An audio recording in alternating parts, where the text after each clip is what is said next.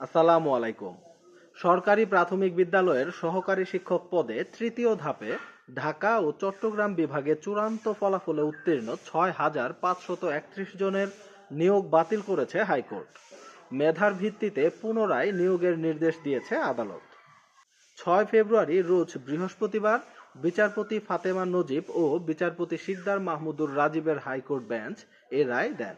এদিকে এ রায়ের প্রতিবাদে আদালতের সামনেই বিক্ষোভ করেছে নিয়োগ বঞ্চিতরা। এ সময় বিচারপতিকে উদ্দেশ্য করে স্লোগান দেয়, আদালতের দরজায় তারা ধাক্কাধাক্কি করে, আইনজীবীদের সঙ্গে তর্কাতর্কিতে জড়িয়ে পড়ে।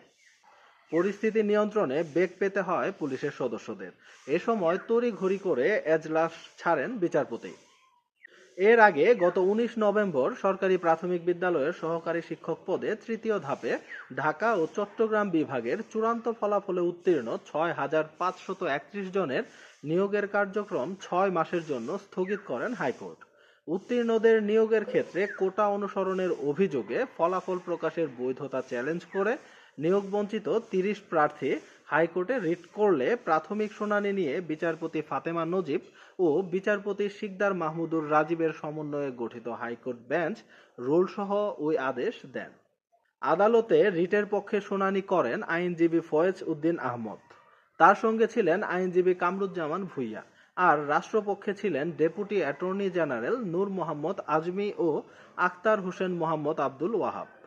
পরে হাইকোর্টের আদেশ স্থগিত চেয়ে প্রাথমিক শিক্ষা অধিদপ্তরের পক্ষে করা আবেদনের শুনানি নিয়ে গত ৯ ডিসেম্বর আপিল বিভাগের জ্যেষ্ঠ বিচারপতি মোহাম্মদ আশফাকুল ইসলামের নেতৃত্বাধীন ৩ সদস্যের আপিল বিভাগ হাইকোর্টের দেয়া আদেশ আপাতত বহাল রাখেন। একই সঙ্গে এ সংক্রান্ত রুল ২৫ জানুয়ারির মধ্যে হাইকোর্টে নিষ্পত্তির নির্দেশ দিয়েছিলেন আপিল বিভাগ। জনপ্রশাসন মন্ত্রণালয় গত ২৩ জুলাই কোটা পদ্ধতি সংশোধনের পর একটি প্রজ্ঞাপন জারি করে। এতে বলা হয়, জনপ্রশাসন মন্ত্রণালয়ের ২০১৮ সালের ৪ অক্টোবরে জারি করা পরিপত্র সহ আগের এ সংক্রান্ত সব পরিপত্র বা প্রজ্ঞাপন বা আদেশ রহিত করা হলো। ফলে আগের কোনো আদেশ বহাল থাকছে না। তবে ৬,৫৩১ জন প্রার্থীকে নির্বাচন করে নিয়োগের ক্ষেত্রে আগের সেই সরকারি প্রাথমিক বিদ্যালয় শিক্ষক নিয়োগ বিধিমালা ২০১৯ অনুসরণ করা হয়, যেখানে নারী কোটা ৬০%, পুরুষ কোটা ২০% এবং ৪% অন্যান্য কোটা ছিল। যে কারণে বিষয়টি চ্যালেঞ্জ করে হাইকোর্টে রিট করা হয়।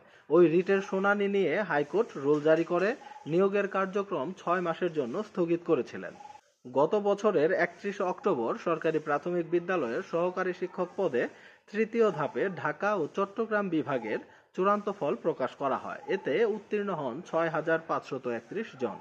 প্রাথমিক শিক্ষা অধিদপ্তরের ওয়েবসাইটে এ ফল প্রকাশ করা হয়।